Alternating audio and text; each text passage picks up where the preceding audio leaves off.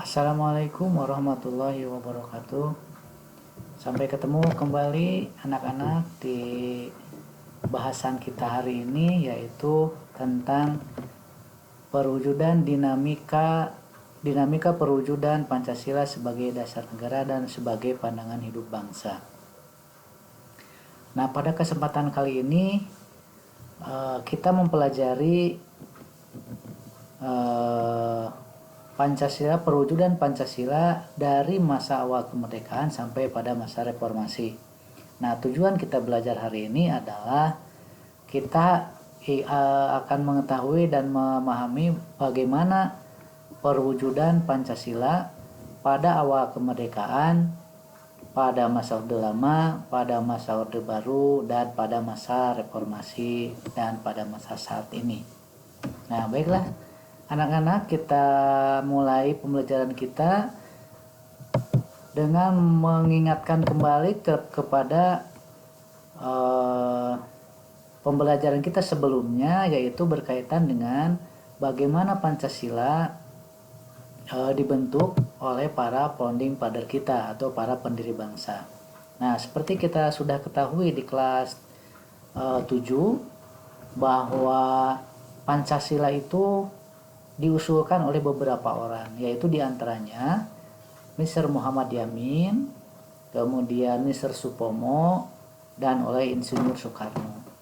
Nah, pada saat itu disampaikan pada masa sidang BPUPKI pada tanggal 29 Mei sampai dengan 1 Juni 1945. Nah, sekarang kita lihat apa yang diusulkan oleh Mr. Muhammad Yamin. Yang pertama yang diusulkan oleh Mr. Muhammad Yamin itu adalah pri kebangsaan. Yang kedua pri kemanusiaan. Yang ketiga pri ketuhanan. Yang keempat pri kerakyatan. Dan yang kelima kesejahteraan rakyat. Nah, usulan itu disampaikan oleh Mr. Muhammad Yamin pada saat pidato beliau pada sidang BPUPKI pada tanggal 29 Mei 1945.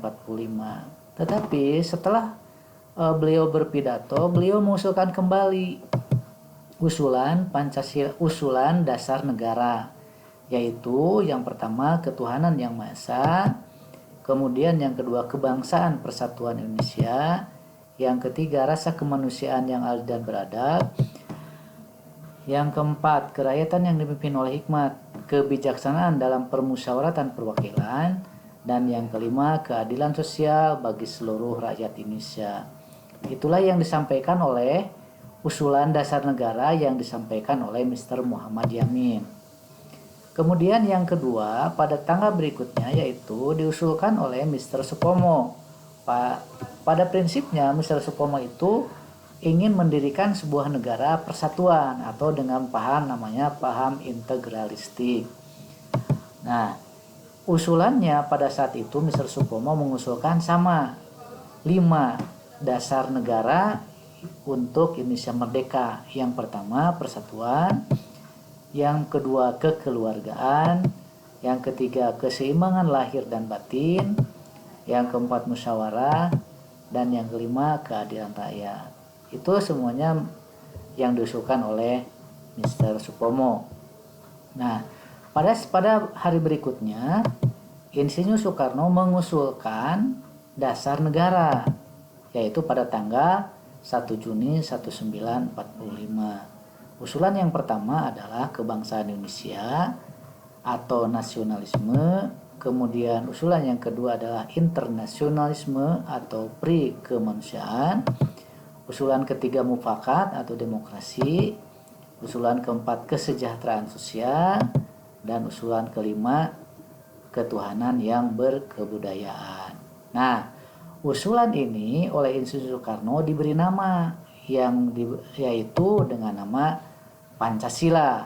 Nah, Pancasila ini menurut Insinyur Soekarno bisa diperas menjadi Trisila. Nah, beliau mengatakan bahwa apabila saudara-saudara, katanya begitu, apabila saudara-saudara kurang suka dengan namanya Pancasila, maka Pancasila dapat diperas kembali, yaitu yang dinamakan dengan Trisila, yaitu sosionasionalisme, kemudian yang kedua sosiodemokratis, dan yang keempat ketuhanan. Nah, ini dinamakan dengan Trisila. Kata Insinyur Soekarno pada saat itu, apabila saudara-saudara tidak suka dengan Trisila, maka bisa diperas kembali Pancasila itu menjadi namanya Ekasila, yaitu gotong royong. Itu yang diusulkan oleh Insinyur Soekarno. Jadi awal nama Pancasila itu sebetulnya muncul pada saat untuk Pancasila sebagai dasar negara, nama itu muncul pada tanggal 1 Juni 1945. Maka sekarang kita mengenal hari lahir Pancasila itu adalah 1 Juni muncul pada tanggal 1 Juni. Maka 1 Juni jadikan sebagai hari lahir Pancasila. Nah, apa yang disepakati pada saat itu setelah selesai sidang PPUPKI? Maka ada beberapa hal yang disepakati. Yang pertama, dasar negara kita dinamakan dengan Pancasila. Nah, dasar negara itu yang dinamakan dengan Pancasila tertuang dalam Piagam Jakarta, yaitu pada tanggal 22 Juni 1945. Kemudian dari Piagam Jakarta berdasarkan kesepakatan pada sidang PPKI pada tanggal 18 Agustus 1945 disepakati bahwa Piagam Jakarta dengan beberapa perubahan itu dijadikan sebagai pembukaan Undang-Undang Dasar 1945. Itu adalah kesepakatannya. Kemudian bagaimana sekarang perwujudan Pancasila itu sendiri pada masa-masa awal kemerdekaan, yaitu pada tahun 1945 sampai dengan 1950. Nah, pada prinsipnya pada saat itu Pancasila belum dapat diwujudkan secara utuh karena masih berjuang bagaimana mempertahankan kemerdekaan Indonesia dari agresi militer Belanda yang pertama dan agresi militer Belanda yang kedua yang ingin menginjakan kembali mereka ingin menjajah di Indonesia. Nah, pada saat itu Pancasila menghadapi berbagai tantangan, diantaranya adalah adanya upaya dari berbagai kelompok untuk menggantikan Pancasila dengan ideologi komunisme, diantaranya dengan pemberontakan PKI di Madiun tahun 1948. Kemudian ada yang ingin mengganti Pancasila itu dengan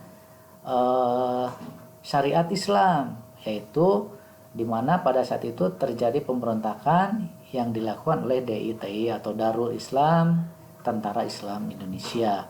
Itu yang terjadi pada tahun 1945 sampai 1950. Di samping berbagai kejadian-kejadian yang sifatnya ingin menggantikan Pancasila sebagai dasar negara. Pada tahun 1950 sampai dengan 1959 itu di mana pada saat itu kita menggunakan Undang-Undang Dasar 1950, Undang-Undang Sementara 50, Pancasila itu diarahkan pada ideologi liberal, di mana Pancasila pada sila keempat keputusan tidak lagi didasarkan pada musyawarah, tetapi didasarkan pada suara terbanyak. Tapi pada saat itu memang karena bangsa Indonesia adalah berjiwakan Pancasila, maka hal itu tidak membuat bangsa Indonesia lebih baik lagi. Malah kemunduran terjadi pada saat itu sampai Insinyur Soekarno mengambil kebijakan mengeluarkan dekret Presiden 5 Juli tahun 59 dengan kembalinya kita ke Undang-Undang Dasar 1945. Nah, pada kurun waktu 1959-1966 yang kita kenal dengan Orde Lama, pemahaman Pancasila itu lebih kepada paradigma USDEK, ya, yang namanya USDEK itu adalah Undang-Undang Dasar 1945, kemudian sosialisme Indonesia, kemudian demokrasi terpimpin, ekonomi terpimpin, dan kepribadian nasional. Nah, pada saat itu Manipul Usdek, pada saat itu kita mengenal Manipul Usdek atau manifestasi politik Usdek, itu mensejajarkan Manipul tersebut dengan Pancasila. Nah, itu pada saat itu. Nah, maka dengan adanya hal tersebut terjadi kemerosotan moral bangsa. Nah, itu terjadi pada kurun waktu tersebut. Memang pada saat itu terjadi berbagai macam penyimpangan-penyimpangan terhadap Undang-Undang Dasar 1945. Kita menggunakan Undang-Undang Dasar 45, tetapi Undang-Undang Dasar 45 sepertinya pada saat itu banyak yang dilanggar. Misalnya salah satu diantaranya adalah misalnya pengangkatan Presiden Soekarno sebagai presiden seumur hidup diantaranya. Nah, sampai terjadi namanya kudeta yang kita kenal dengan gerakan 30 September PKI, yang mana pada saat itu PKI berusaha mengkudeta pemerintahan yang sah dan mengambil alih kekuasaan. Tetapi dengan keteguhan dan kekuatan bangsa Indonesia untuk selalu mengamalkan Pancasila dan Undang-Undang 45 secara murni dan konsekuen, maka gerakan 30 September tersebut gagal dan beralihlah ke masa Orde Baru, di mana pada masa Orde Baru ada komitmen pada saat itu untuk melaksanakan Pancasila secara murni dan konsekuen, melaksanakan Pancasila dan Undang-Undang Dasar Negara Republik Indonesia tahun 1945 secara murni dan konsekuen. Nah, pada saat itu muncul berbagai peraturan, diantaranya adalah keluarnya instruksi Presiden tentang rumusan Pancasila agar Pancasila ditafsirkan sama pada saat itu, jadi tidak ada penafsiran secara individu seperti halnya terjadi pada masa-masa sebelumnya, baik pada masa awal kemerdekaan ataupun pada masa Orde Lama. Nah, dengan keluarnya ini maka penafsiran Pancasila itu terfokus ya, diantaranya oleh negara atau oleh pemerintah. Maka muncullah yang dinamakan dengan Pedoman Penghayatan dan Pengamalan Pancasila, yaitu TAP MPR nomor 2 tahun 1978, di mana pada saat itu Orde Baru mengharuskan seluruh warga negara untuk mengikuti penataran, istilahnya penataran P4 ya, Pedoman Penghayatan dan Pengamalan Pancasila, sehingga seluruh warga negara diwajibkan untuk mengikuti penataran P4 dengan tujuan untuk membumikan Pancasila agar Pancasila dapat dilaksanakan secara murni dan konsekuen. Nah, seiring dengan perkembangan zaman dan runtuhnya kekuasaan Orde Baru, maka beralihlah kepada masa reformasi, di mana pada saat itu banyak kalangan yang tidak sepakat dengan Pancasila ala reformasi ala Orde Baru. Maka pada saat itu seolah-olah Pancasila itu terpinggirkan, termarginalkan, sehingga gaung untuk melaksanakan Pancasila itu sangat minim. Memang ada pada saat itu ada TAP MPR yang mengatakan tentang pengamalan Pancasila. Jadi segala sesuatu dalam kehidupan berbangsa negara itu harus berdasarkan Pancasila. Tapi dalam prakteknya Pancasila itu sangat minim disosialisasikan atau diberikan kepada warga negara. Termasuk di dalamnya tentang mata pelajaran, di mana pada mata pelajaran pendidikan Pancasila pada saat itu dihilangkan, diganti dengan pendidikan kewarganegaraan. Nah, tetapi seiring dengan waktu, maka seluruh elemen bangsa menyadari bahwa Pancasila sebagai dasar negara itu adalah sangat penting dalam kehidupan berbangsa dan bernegara. Maka perlu adanya penguatan atau revitalisasi Pancasila, sehingga Pancasila menjadi membumi kembali dalam kehidupan negara kita.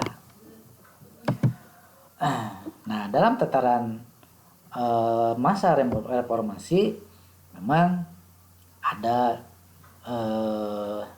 sedikit yang terlupakan, di mana pada masa reformasi yang dinamakan dengan demokrasi itu sebagian besar menganggap bahwa dengan suara terbanyaklah yang dinamakan dengan demokratis. Tetapi kalau kita kembali kepada Pancasila, maka yang dinamakan dengan demokratis ala bangsa Indonesia itu adalah musyawarah mufakat, tidak hanya dengan suara terbanyak. Kalau musyawarah mufakat tidak dapat tercapai, maka dilaksanakan dengan musyawarah terbanyak. Nah, itulah perjalanan pengamalan Pancasila atau perwujudan Pancasila dari masa awal kemerdekaan sampai pada masa reformasi. Nah, demikianlah anak-anakku sekalian, secara ringkas bagaimana Pancasila dilaksanakan atau diwujudkan dalam kehidupan bangsa Indonesia sejak mulai tahun 1945 sampai pada masa-masa kini, yaitu pada masa pasca reformasi. Sampai ketemu anak-anak di pertemuan berikutnya dengan bahasan yang lain, yaitu Pancasila sebagai ideologi terbuka. Sampai ketemu. Nanti ada beberapa pertanyaan yang sekalian jawab. Silakan jawab dan disampaikan kepada guru yang bersangkutan. Terima kasih. Sampai ketemu di pertemuan kedua. Wabillahi taufiq wal hidayah. Wassalamualaikum warahmatullahi wabarakatuh.